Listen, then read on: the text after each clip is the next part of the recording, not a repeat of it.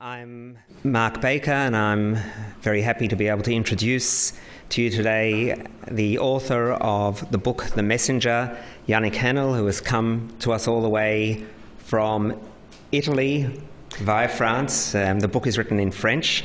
And I would also like to introduce you to Isabel Manjot-Hewison, who is going to help us in our intercultural conversation. I did 1 year of French, and I had dinner with Yannick the other night, and my French has improved more than 100%. But Yannick's English is way better than my French, and we might need some translation as we go. So Isabel is going to help us. We'll also have an opportunity to open it up to you for questions during the course of this hour. This book, which I wrote an introduction for, means a lot to me because it addresses some of the central questions of my life today. My parents are both Holocaust survivors, and they always asked, either through silence or verbally, the overwhelming question, why? My father was in Auschwitz, and he wanted to know why the Allies didn't do something to stop the destruction that was happening there. And it's a question that I've carried on through my life in relation to other atrocities that have happened in this world. And I also ask myself, why? And you've written a book that attempts to provide an answer by repeating that question. And so what we're going to be doing today is discussing the issue of why. But we're going to begin by showing you a 2 minutes or 3 minutes of a film that really begins to answer the question why, what triggered you on this journey to write about Jan Karski. And it's from the film by Claude Lanzmann, Shoah. It's an 8-hour film. We could sit and stop it and talk and watch it for 8 hours, but I think we'll just show you the bit that opens up the book The Messenger, and then we'll open up our conversation after. So for those who haven't seen it, as you can hear, see, and now read, this is one of the most compelling testimonies ever given in history. And when you look at the scene here, there is Lanzmann, there is Karski, and there's an invisible camera that is bearing witness to the witness. You start off by quoting Paul Celan, who shall bear witness to the witness. So my first question to you is why you have chosen to insert yourself beyond the camera, beyond that moment, as a witness to the witness. Yes. At first, I just want to say that I'm very proud to be here at the Wheeler Center, and very greatly honored to speak with Mark Baker. And I think that the things we will talking about this evening or this afternoon are so important: memory, Jewish thoughts, Holocaust, and literature, that I prefer not to speak in a broken English. I prefer to speak in French. Apologize, but Isabel will translate my words.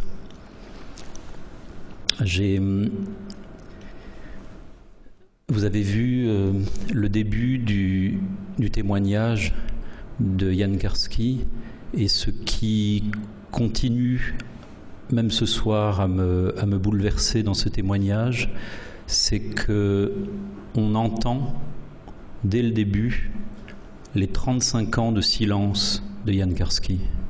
What you have just seen, and what really keeps more than touch Yannick, is that here you can hear 35 years of silence that Jan Karski has gone through, and you can just hear it loud and clear. Marc a absolument raison de placer cette séquence sous le signe de la troisième personne absente il y a effectivement Jan Karski, il y a Claude Lanzmann, et il y a quelqu'un qui manque. And obviously this sequence has been placed by Mark immediately under the sign of a third person who is absent. There is Lanzmann, there is Jan Karski, but there is somebody who is missing. Je ne sais pas qui est ce quelqu'un qui manque. Je crois que personne ne sait qui est cet absent. Mais j'ai toujours pensé que la personne qui manquait, le vrai témoin dans cette séquence, c'était le peuple juif. Of course we don't know, and Yannick does not know who this person missing is, but he's always felt and always really deeply felt that the person, the missing person is the whole of the Jewish people. Et ce qu'il y a de beau, d'émouvant et d'insupportable à la fois dans cette séquence, c'est que Jan Karski se lève et laisse la place vide précisément pour peut-être tous ceux qui sont morts. Yeah. And what Yannick feels is incredibly beautiful and totally unbearable, actually, is that moment when Jan Karski can't bear it anymore, gets up and leaves this empty seat behind, probably to leave, to let speak the silence of those people that are dead, and that's what he feels very deeply. That he has tried to convey. Pour moi, évidemment, Jan Karski est très important. Ce que dit Jan Karski est essentiel, mais c'est cette place vide qui, moi, m'a parlé la première fois que j'ai vu ce que vous venez de voir. Pour moi, si écrire a un sens, c'est pour essayer de donner voix à cette place vide. Of course, the words of Jan Karski are extremely important. He's tried to write them. But for Yannick, really what the most important thing is the silence, the empty seat, and that is really what has pushed him to write the words, is to give words to the emptiness. Alors la question de Marc est très, pour moi, très vertigineuse. Je crois que c'est impossible de répondre à une question pareille, c'est-à-dire quelle est ma place, moi,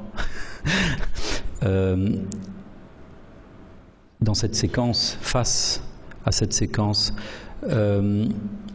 Je crois que je n'ai pas de place là. Yannick finds actually the question, the original question, extremely confronting. Actually, it gives him a vertigo.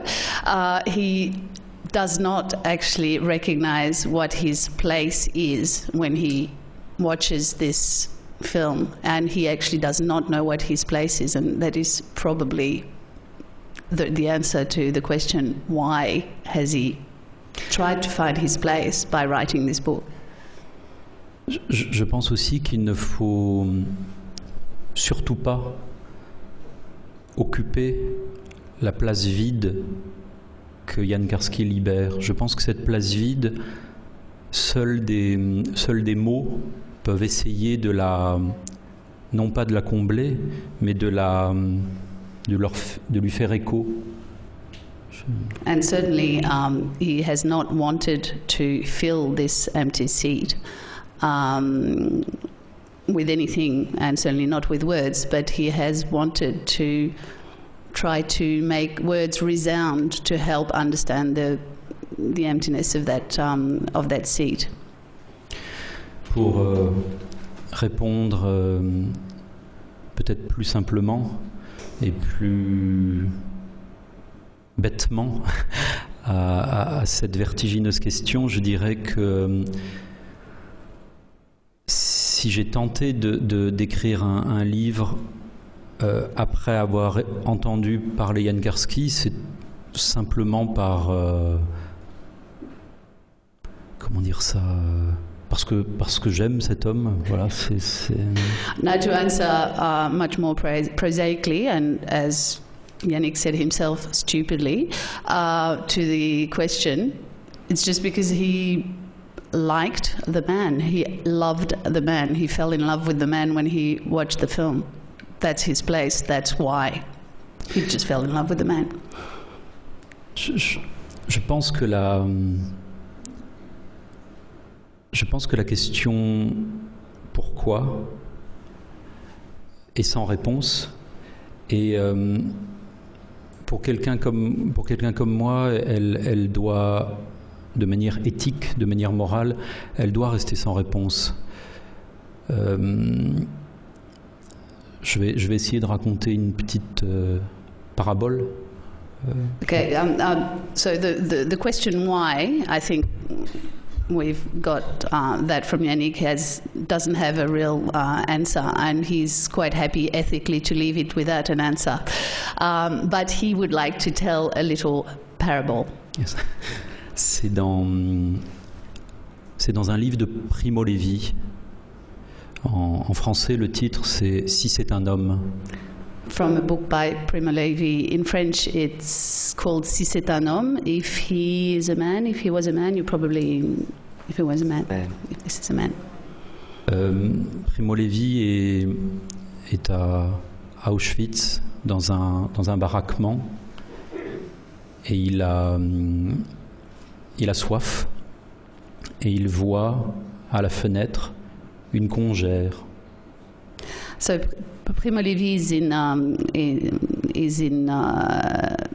Auschwitz, and he's very thirsty, and he sees just outside the window une congère, which I have to say it's a block of ice. Yeah, a block of ice. Il se dirige vers la congère, il la casse, et il commence à vouloir la porter à sa bouche. He goes to it, he breaks it, he tries to get it into his mouth. Et là, un capot And then a capo passe et lui dit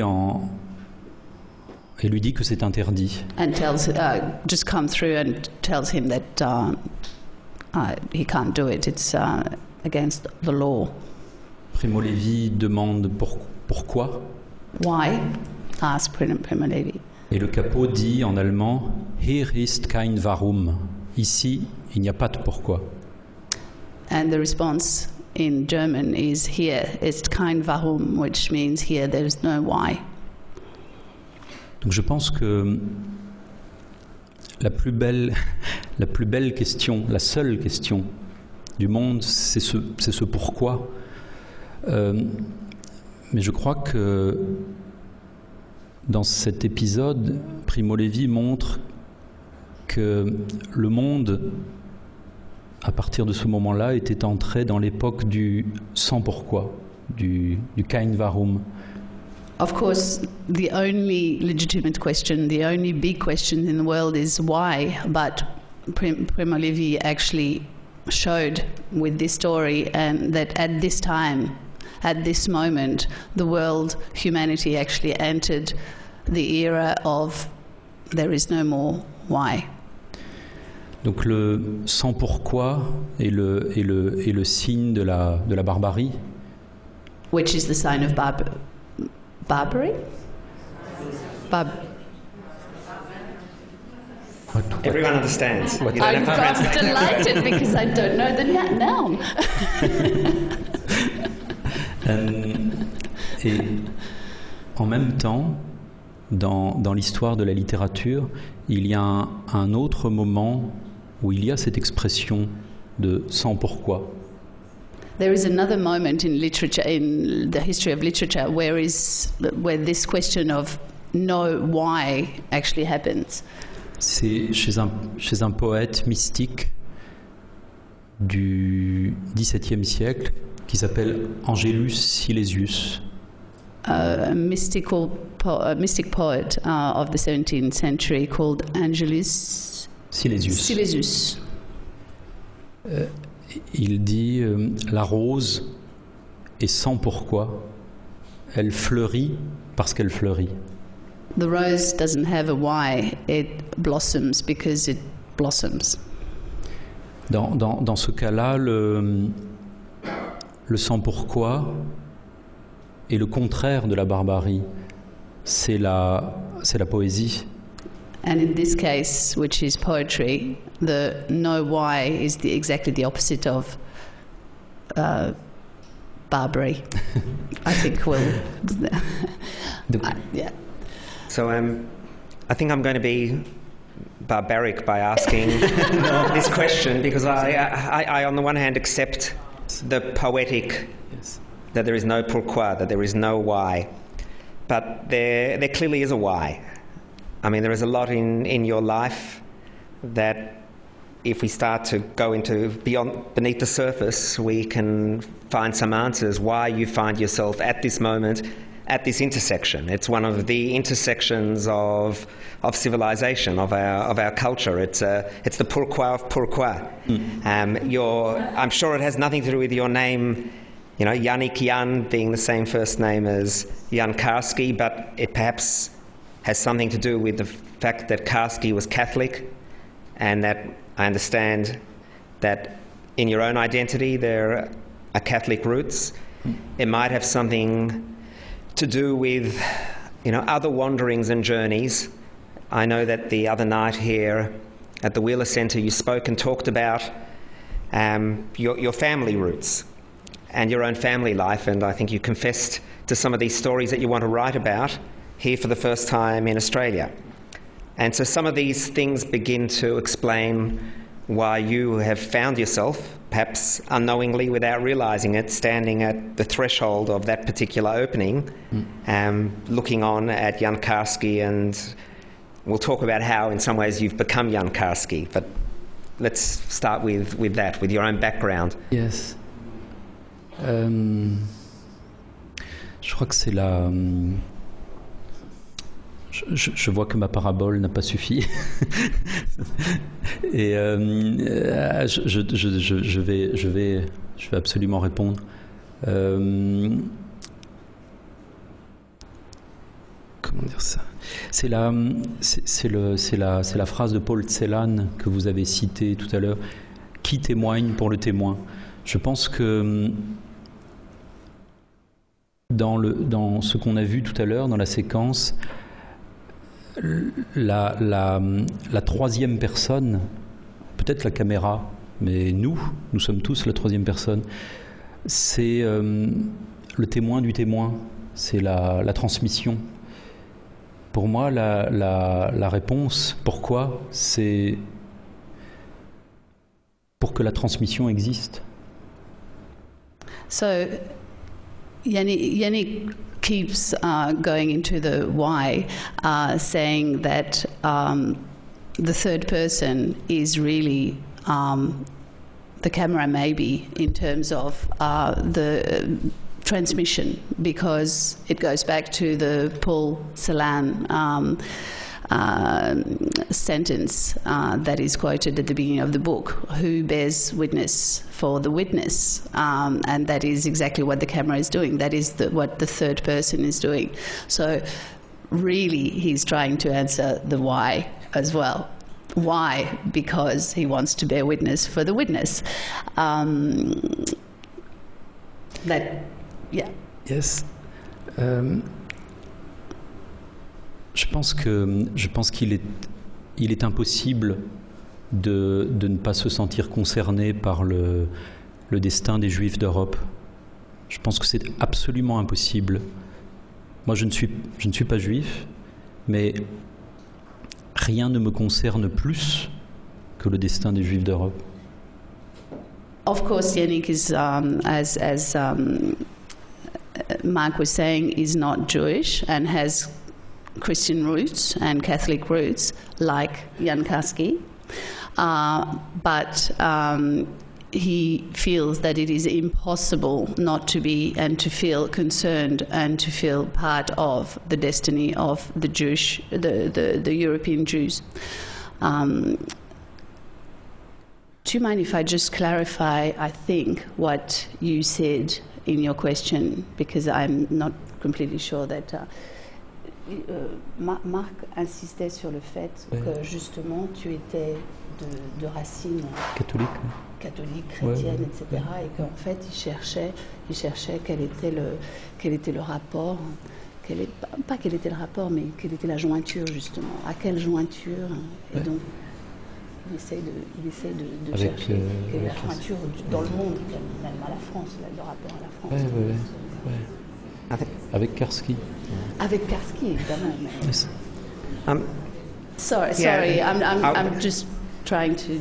Do you want to... Yeah. I mean, so if we can, perhaps go to some of the more controversial aspects that might illuminate more about your motives for writing it.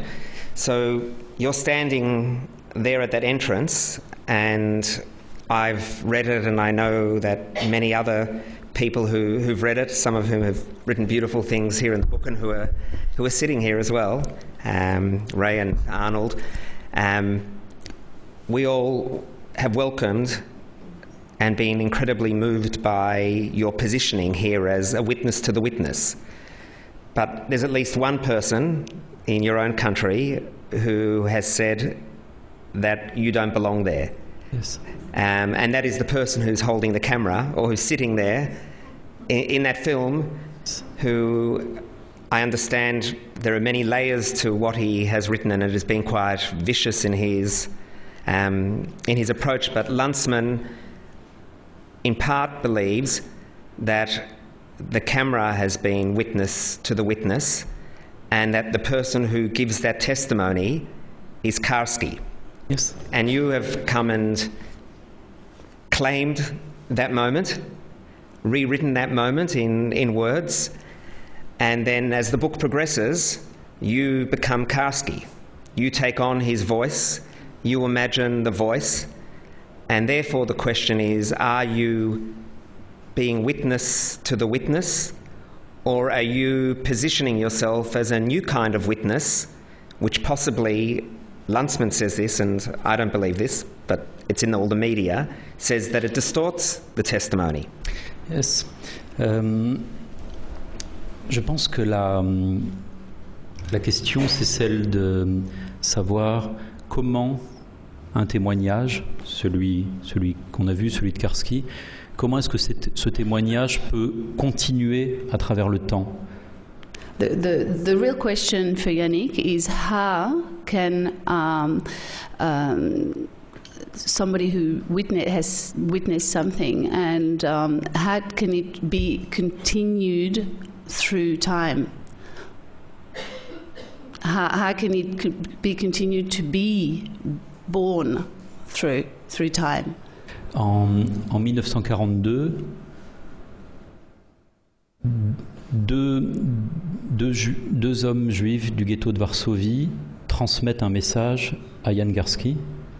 In 1942, two Jewish people from the ghetto give a message to Jan Karski to transmit. En 1979, Jan Karski transmet le message à Claude Lanzmann. C'est ce que vous avez vu. In 1979, Jan Karski gives the message to Claude Lanzmann, which you have just seen. La question que je me suis posée, qui est une question à la fois très modeste et peut-être extravagante, c'est à qui Claude Lanzmann, à son tour, transmet le message. Yannick's question,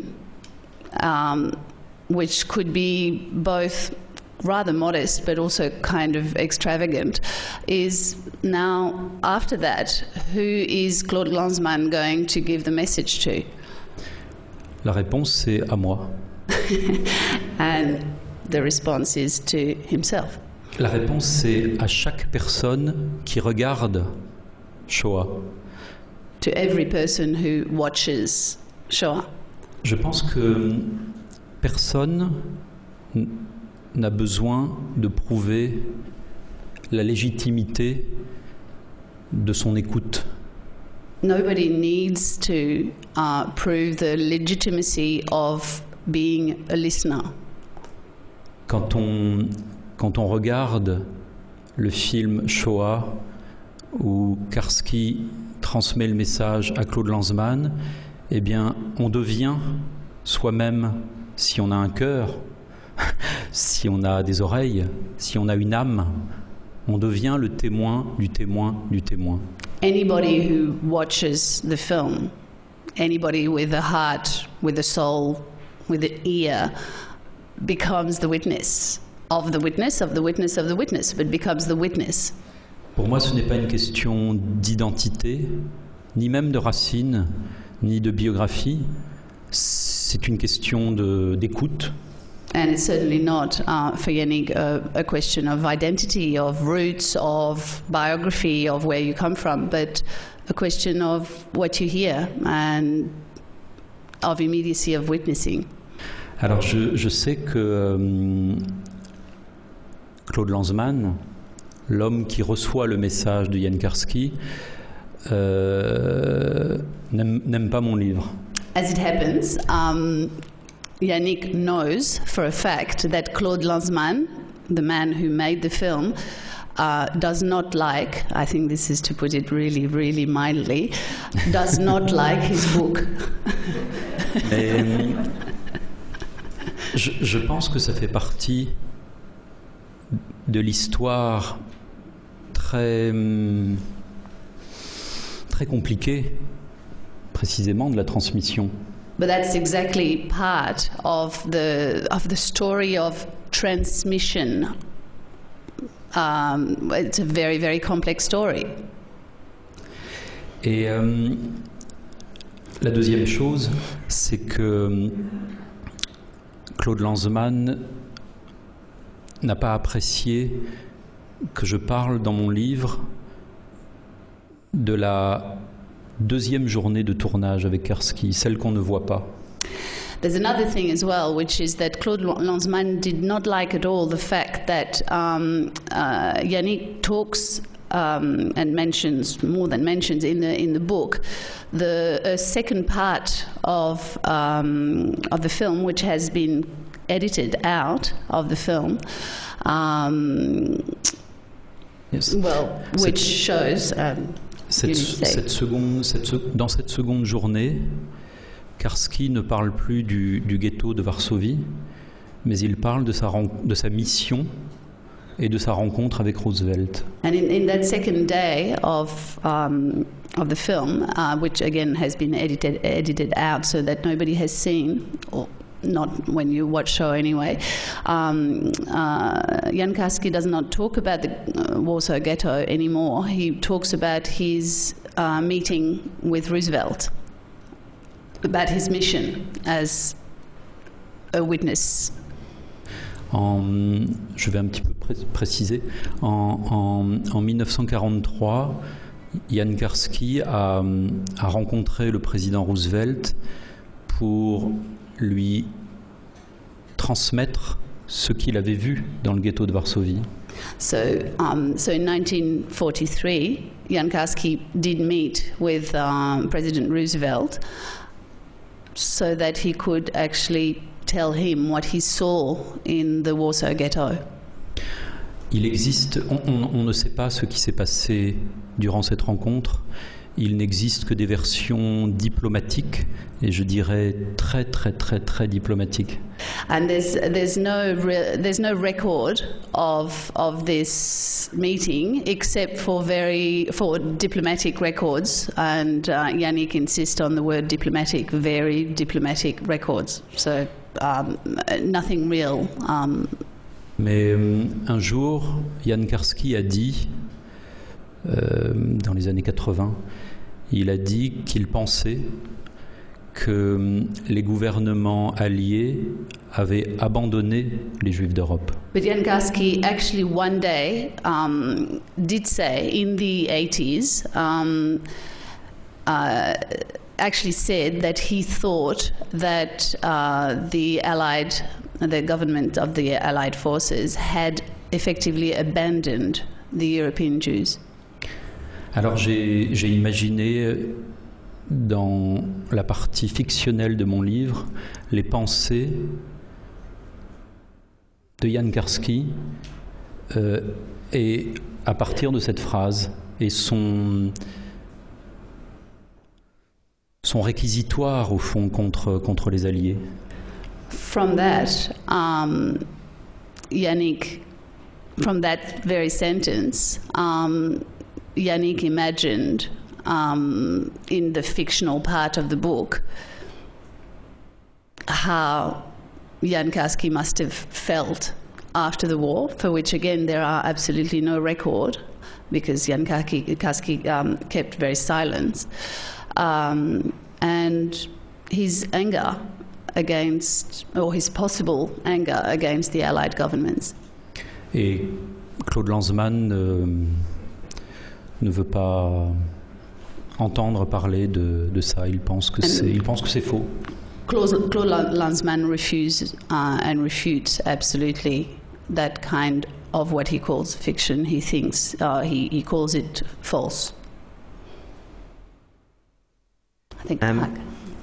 So, one of the themes in the book about Karski is that he goes to Roosevelt with a message. Yes. And Roosevelt, in your portrayal, is maybe indifferent is too strong a word, but doesn't act on the message. Karski famously goes to a Supreme Court judge, Felix Frankfurter, gives him the message, and Frankfurter says, "I don't believe you," and Karski says, "You're calling me a liar," and as you know, Frankfurter says, "No, I just said, I don't believe you." This was a Jewish judge. "I don't believe you." So my question to you, Yannick, is, in writing this book, can you bridge that misunderstanding? Can you bridge? Can you recreate history and provide a testimony, a voice, in which Roosevelt will say, "I will act," in which Frankfurter says, "I understand," and in which, Madeleine Albright says, "We have to stop Rwanda," and we sit here and say, "We have to do something about Darfur."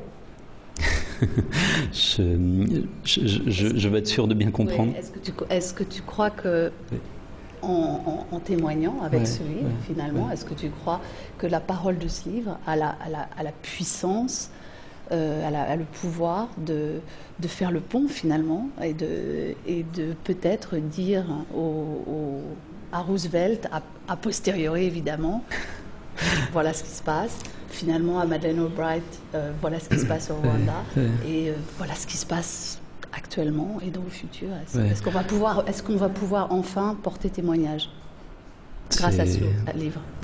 C'est encore une question tellement vertigineuse. J'adorerais.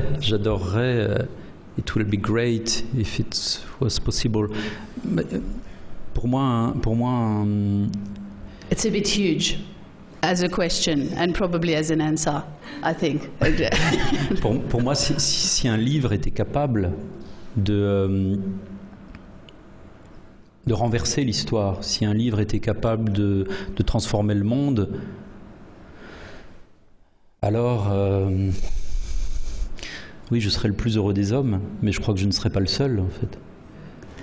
If a book was capable of transforming the world, Yannick would be a totally happy, fulfilled man and writer. But hopefully. Mais au fond, je ne pense pas que la littérature soit une manière de réécrire l'histoire. Je pense que c'est une manière d'essayer de montrer combien l'histoire est encore plus compliquée, encore plus ambiguë, encore plus brouillée qu'on ne le pense. But as a matter of fact, Yannick does not think really that literature is a way of rewriting history. He thinks, more to the point that it is something that allows people to try to understand it, and to try to understand that it is even more complex, even more ambiguous, even more difficult to understand that one thinks.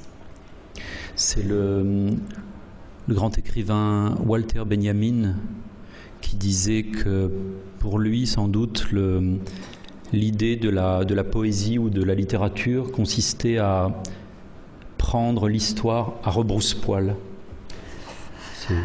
Walter Benjamin, great writer, said that for him, literature was a way of... I have no idea how to translate this. Upside down, yes. Upside down, yes. Yeah, but à rebrousse-poil is so much more beautiful than upside down, sorry. À rebrousse-poil, you know? Against the grain, much more beautiful. Yeah, here we are. Yeah.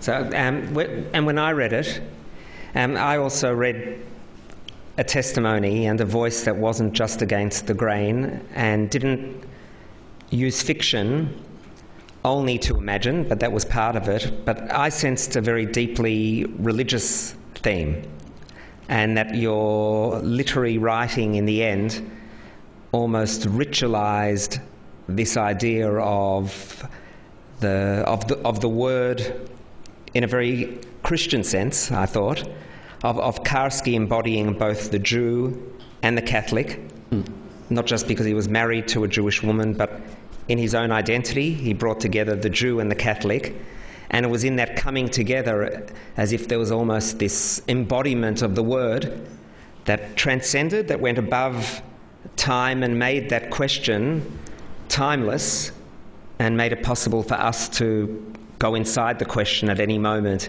and answer it again as it should have been answered. Yes. And so it didn't surprise me when I met you 2 nights ago that you said that your wanderings now, your new journeys, Yes. have taken you to surprise places, and one of those places are the mystical writings of Jewish Hasidic masters like Rabbi Nachman of Bratslav. Yes. And it didn't surprise me. From the book, there was a sense in which I felt you were going in that direction, but why? What is that side of you that is being drawn to mysticism? Why? So beautiful question. But, I think that for me, language is exactly the space or the area where Catholic thoughts and Jewish thoughts are meeting. It's not for me a question of identity or seeds. We say seeds. It's a question of language. I don't know if language is a Catholic thing or language is a Jewish thing. For me, it's exactly when I write. I speak English. So You didn't realize you forgot. A sort of miracle. Miracle. Keep going. Is it a Jewish or Jewish Catholic miracle?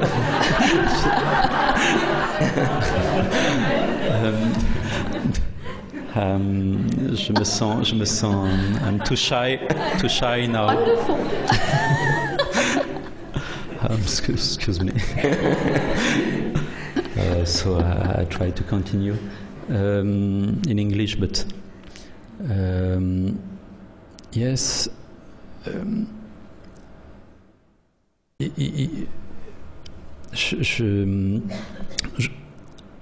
I think that this thing I call literature, which is not only literature but philosophy, I don't know, is is a sort of a way to